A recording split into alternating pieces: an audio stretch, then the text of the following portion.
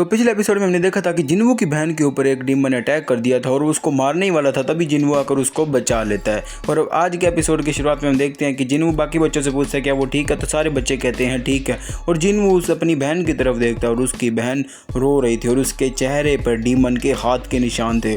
ये देखकर जिन्वू इतना ज़्यादा गुस्सा हो जाता है, वो इग्रिस को बुलाता है। इग्रिस को कहता है कि जीना का ख्याल रखना और अपनी बाकी आर्मी को बुलाता है और कहता है बच्चों को यहाँ से इवैक्यूएट कर दो। और इधर बाकी डीमंस की फटी पड़ी है, उनकी बहुत बुरी तरह से फटी पड़ी है। क्यों फटी पड़ी है? क्योंकि उन्होंने ये देख लिया, वो अपनी मौत देख रहे हैं सामने खड़ी, किसकी ना फटे। और अब तभी डंजन का बॉस कहता है कि ये नेगोशिएट नहीं कर रहा, अटैक कर दो। तभी एक मोस्टर आता है, अटैक करने जाता है। वो जिन्वू के ऊपर जैसे अटैक करने लगता है अपने वेपन से, तो जिन्वू उसका हाथ पकड़ लेता है, उसका हाथ तोड़ देता है। तो मोस्टर जोर से चिल्लाता है दर्द के मारे और जिन्वू तभी उसको हाथ को घुमा के उसके पूरे शरीर को ज़मीन पे ज़ोर से पटक देता है और अपनी लात उठा के उसके शरीर के ऊपर इतनी ज़ोर से मारता है उसका शरीर वहीं पे बर्स्ट हो जाता है। उसके बाद देखते हैं कि 2 डीमन और आते हैं अटैक करने के लिए, लेकिन जिन्वू अपना डोमिनेटर टच यूज़ करता है और उनको साथ के अंदर चिपका के उनको बहुत बुरी तरह से क्रश कर देता है। और अभी ख़त्म नहीं हुआ तो उसका गुस्सा देखो भाई, तुम उसका गुस्सा देखो, उसको कितना ज़्यादा गुस्सा आ रहा है। बाकी डीमन आते हैं जिन्वू के ऊपर अटैक करने, लेकिन जिन्वू तभी अपनी स्पीड कैच करता है और हर एक डीमन को सिर्फ एक अटैक के अंदर ख़त्म कर देता है। और तुम ये पैनल देखो, जिन्वू का हाथ देखो भाई साहब, और ये पैनल देखो भाई साहब। उसके बाद सिर्फ डंजन का बॉस रह जाता है और जिन्वू क्या करता है, उसको मुंह पकड़ता है ज़ोर से और उसको सामने दीवार के अंदर दे के मार देता है। और तभी जिन्वू अपने साइड में देखता है, लेफ़्ट साइड देखता है, फिर राइट साइड देखता है और वो क्या देखता है कि दोनों तरफ बहुत ही बच्चों की लाशें पड़ी हुई है, खून से भरे हुए हैं। और तभी वो जिन्वू डीमन को कहता है कि तुम इतने ह्यूमंस को क्यों मार रहे हो, आखिर क्या कारण है? तो डीमन कहता है कि हमारे सर में एक आवाज़ आती है जो कि कहती है कि ह्यूमंस को मार दो। तो जिन्वू कहता है मुझे एक बात का जवाब दो, क्या वो आवाज़ मुझे मारने के लिए नहीं कहती? और इधर हम देखते हैं कि डंजन का बॉस भाई रोने लग गया, वो कहता है मुझे माफ़ कर दो। और जिन्वू कहता है कि तुम मुझे ह्यूमन नहीं समझते लगता है, चलो अब मैं तुम्हें एक बात बता दूँ कि ये मत सोचना तुम्हारी मौत दर्दनाक नहीं होगी। और उसके बाद सीन शिफ्ट होता है और हम देखते हैं कि डंजन का सीन जहाँ पे एक गेट खुला है और हम क्या देखते हैं, सामने डंजन का बॉस खड़ा है और अपने जो ए रैंक हंटर है वो घबरा चुके हैं। वो कहते हैं ये तो एक आर्क लीक है। अब ये इससे क्यों डरे हुए हैं? क्योंकि एक बार एक ऐसा गेट चाइना के अंदर मिला था और उसने पूरी एक टॉप गिल्ड को ख़त्म कर दिया था चाइना के उस गेट ने। और ये देख के भाई सारे के सारे घबरा जाते हैं। और तभी हम देखते हैं कि पीछे से और डीमंस आ रहे हैं। तभी गिल्ड मास्टर कहता है जल्दी से रास्ते को ब्लॉक करो, जल्दी से। और तभी वहाँ पे एक हंटर जाता है, वो रास्ते को ब्लॉक कर देता है और इधर गिल्ड मास्टर टेंशन में आ जाता है कि हम तो इधर मर जाएंगे, अब क्या करें। और तभी हंटर उनका कहता है कि मैं इनको ज़्यादा देर नहीं रोक पाऊंगा, 5 मिनट ज़्यादा से ज़्यादा रोक पाऊंगा। और इधर अपना जो गिल्ड मास्टर है वो टेंशन में आता है और वो पीछे क्या देखता है, पीछे भाई साहब बेरू खड़ा है। और इसको देख डंजन का बॉस कहता है तुम तो शैडो आर्मी से हो, मोनार्क की पर्सनल आर्मी हमारे ऊपर क्यों अटैक कर रही है? तो बेरू कहता है क्योंकि मोनार्क ने हमें चूज किया है, तुम्हें नहीं। वो कहता है कि ऐसा नहीं हो सकता, मैं मोनार्क से पर्सनली जाके मिलूंगा और बात करूंगा। तो अभी बेरू उसके चेहरे के पास जाता है और अपना हाथ उसकी छाती के अंदर घुसा देता है। और बेरू डंजन के बॉस को रोस्ट करते हुए कहता है कि तुम मरने वाले हो, तुम इतना मत बोलो भाई साहब। और हम क्या देखते हैं कि उसने उसको जमीन पे पटक दिया है और उसकी छाती के अंदर से एक क्रिस्टल निकाला है ग्रीन कलर का सा, और वो उस क्रिस्टल को क्रश कर देता है। जैसे ही वो उस क्रिस्टल को क्रश करता है, आसपास जितने भी सारे डीमंस होते हैं वो वहीं पे ख़त्म होना शुरू हो जाते हैं। और ये देख के बाकी हंटर है वो हैरान हो जाते हैं कि ये कैसे हो रहा है, अचानक से सारे मर गए, चलो बढ़िया हुआ। और तभी बेरू जोर से चीखता है। तभी गिल्ड मास्टर कहता है मुझे पता था ये ताकतवर है, लेकिन इतना ज़्यादा ताकतवर ये मैंने नहीं सोचा था। और वो कहता है कि ये अपने आप काम कर रही है जिन्वू की शैडो आर्मी, आखिर जिन्वू के पास कितना माना है। तभी सीन चेंज होता है और हम देखते हैं कि बाहर बारिश हो रही होती है और ये बारिश स्कूल के बाहर हो रही होती है और वहाँ पे एम्बुलेंस आई होती है। और तभी एक औरत आती है भागते हुए, कहती है कि मेरा बेटा था वहाँ पे, साइड हट जाओ। और वो अपने बेटे को देख के रोने लगते हैं क्योंकि उसका बेटा सर्वाइव नहीं कर पाया और जो बाकी और कोई भी जिंदा नहीं बच पाया वहाँ पे। उधर हम देखते हैं कि हंटर एसोसिएशन के प्रेसिडेंट है जो कहते हैं कि जो बच्चे शुरू में भाग पाए वही बचे हैं और कोई भी नहीं बच पाया। और वो जिन्वू को अपना फ़ोन दिखाते हैं और बताते हैं कि पिछले 6 महीने में जो डंजन है वो बहुत ही ज़्यादा अपीयर होने लगे। और ऐसी बात नहीं है कि सिर्फ डंजन अपीयर हो रहे, बात दिक्कत ये भी है कि उसके साथ साथ जो काफ़ी सारे हंटर अवेकन हो रहे हैं और इधर सीन चेंज होता है। हम देखते हैं कि जिन्वू अपनी पहली रेड पे अपनी गिल्ड की और वहाँ पे बहुत सारे रिपोर्टर हैं और जो चीफ वू है वो कहता है कि मैं भी तुम्हारे साथ पहली बार चलूँगा क्योंकि तुम्हारी पहली रेड है।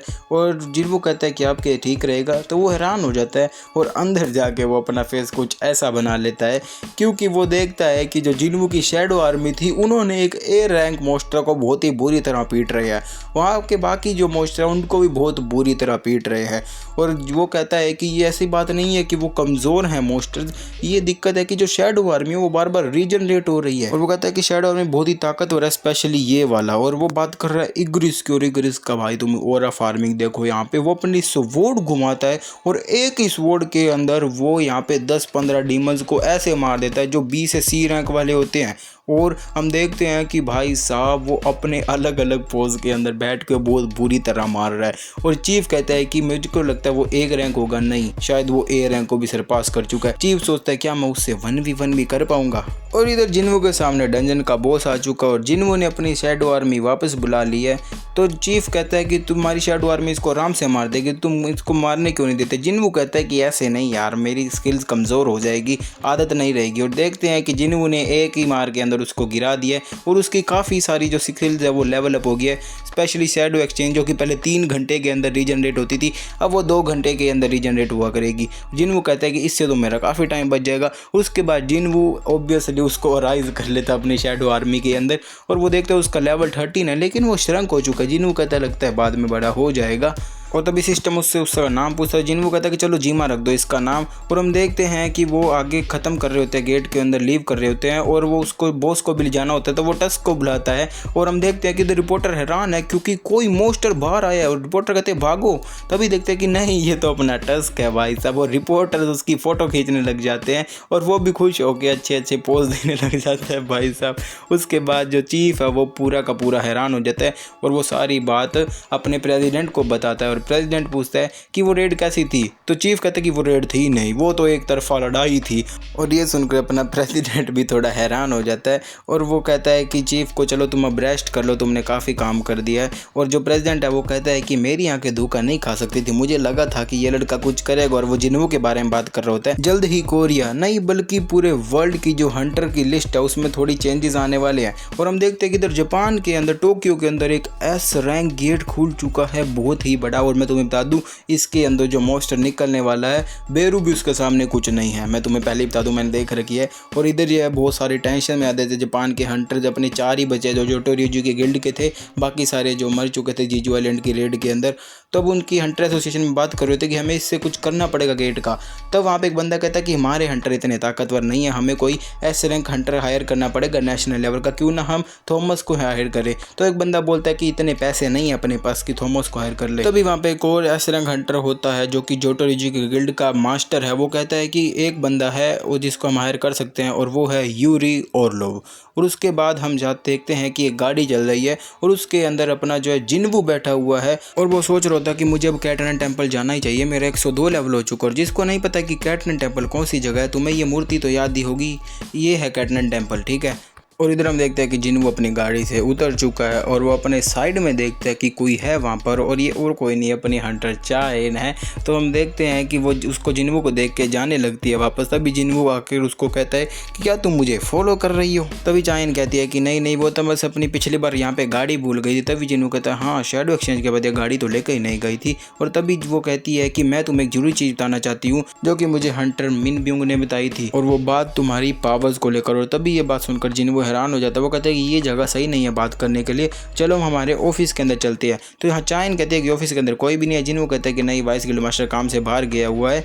तो जिन्वू कहता है कि क्या बताई थी बात। चाइन कहती है कि हंटर मिन ब्यूंग मुझे कह रहे थे कि हंटर जिन्वू को बताना कि वो अपनी ताकत से केयरफुल रहे, क्योंकि उसकी ताकत ने जब मेरे को शैडो आर्मी में बदला तो वो मैं नहीं था, मैं कॉन्शियस तो था लेकिन वो मैं नहीं था और मैं उसके लिए एक अनक्वेश्चन करने वाला स्लेव बन के रह गया था जो किसी सिर्फ उसके लिए ही काम करता हूँ। और मेन दिक्कत ये भी नहीं, दिक्कत ये थी कि मैं उसके लिए काम करके खुश था, पता नहीं क्यों। तब चाइन पूछती है कि तुम कहना क्या चाहते हो। तभी मिनब्यूंग कहता है कि जिनवू की पावर बहुत ही ज़्यादा स्कैरी है और उसका जानना ये बहुत ही ज़्यादा ज़रूरी है कि जो जिनवू की जो ट्रू आर्मी है, जिनवू की जो ट्रू आर्मी है। और तभी हम देखते हैं कि सीन चेंज हो जाता है ये बोलते बोलते, और जिनवू यहाँ पे कुछ खा रहा होता है और वो इस चीज़ के बारे में सोच रहा होता है कि चाइन ने जो मुझे कहा वो सच भी होगा। और इधर जो जिनवू की शैडो आर्मी है वो डंजन क्लियर कर रहे होते हैं। और तभी जिनहो पूछता है क्या तुम्हारी बहन ठीक है। उसको आखिरकार एक तरह का ट्रोमा मिला है कि उसके ऊपर एक डीमन ने हमला किया। तो जिनवू कहता है हाँ वो ठीक है और तुमने मुझे याद दिला ही दिया है तो मैं ये चेक करता हूँ। और हम देखते हैं कि जिनवू अपनी एक एबिलिटी यूज़ करता है शैडो स्टोरेज, जिससे जो उसकी जो आर्मी देख पा रही होती है, सेंस कर पा रही होती है, वो जिनवू भी कर पाता है। उधर हम देखते हैं कि एक शो चल रहा है जो कि बीरू देख रहा है। और ये भाई साहब बीरू यहाँ पे टीवी देख रहा है और जीना यहाँ पे सो रही है। और तभी जिनवू यहाँ पे कहता है कि मुझे नहीं पता था बीरू को ऐसे शो देखना पसंद है। और वो देखता है कि उसकी मदर है वो यहाँ पे शॉपिंग करने आई हुई है, सब्जियाँ खरीद रही है। और इधर जो अपने बाकी दोनों इस तरह खंड रहे कोरिया के वापस में बातचीत चल रही है। और इधर चाइन है वो नहा रही है। क्या चाइन नहा रही है? ये क्या देख लिया जिनवू ने? और जिनवू ये देख के बोलता है कि नहीं। और जिन्नो कहता है कि अरे क्या हुआ बड़े भाई, क्या तुम सो रहे थे? उधर हम देखते हैं कि न्यूज़ चल रही है, जापान के जो डंजन है वो आया है एस रैंक वाला। और जिनवू कहता है कि हाँ उन्होंने मुझे भी कांटेक्ट करने की कोशिश की थी लेकिन अभी मैंने कुछ जवाब नहीं दिया उनको। और जिनवू यहाँ पे कैटन टेम्पल के बारे में सोच रहे होते हैं कि मैं पहले वहाँ पे जाऊँगा, और वो डंजन के बाहर चले जाते हैं। उधर हम देखते हैं कि जो जापान के हंटर है वो यहाँ पे यूरी ओर्लोव से मिलने आए हैं। और यूरी ओर्लोव पूछता है कि तुम सिटीजन को इवैक्यूएट कैसे करोगे।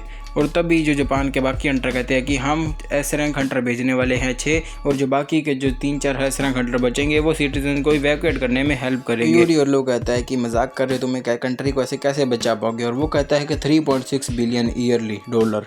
तो वो कहता है कि तुम मुझे $10 मिलियन डेली देना, और अगर तुम्हें ऑफर रिजेक्ट करना है तो तुम खुशी खुशी कर सकते हो। क्या जापान वाले ये ऑफर एक्सेप्ट करेंगे? ये तो अगले एपिसोड में पता चलेगा। तब तक के लिए सब्सक्राइब ठोक दो और लाइक भी ठोक दो।